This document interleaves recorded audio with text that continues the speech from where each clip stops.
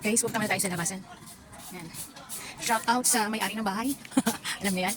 Si Ortiz, Mario Jr. Yan, Pogi Elo. Huwag naman tayo sa labasan dahil hindi tayo nang makakain. Ang init, grabe. Dito na tayo sa labasan, hindi tayo nang makakain. Medyo madilim ang kalangitan, oh. Hindi ko alam kung uulan, diba?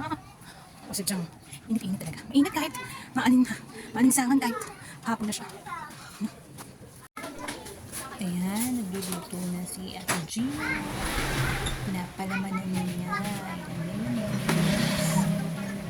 Yan, isa-isa yung ang tawag ng buns. Siyempre, marami pang ilalagay. Yung hotdog. Yan, naayos pa niya.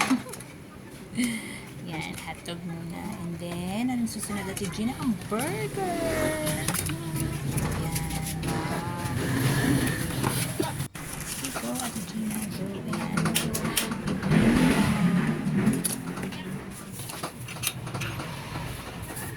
Ayan, may cheese. Dami nilalagay, diba? So, murang-murang halaga lang yan. Kapag hapon, nagtitinda siya, no? So, buti naka-timing tayo, hindi pa nauubos, kaya ayan, bibili tayo. Para sa merienda. Okay.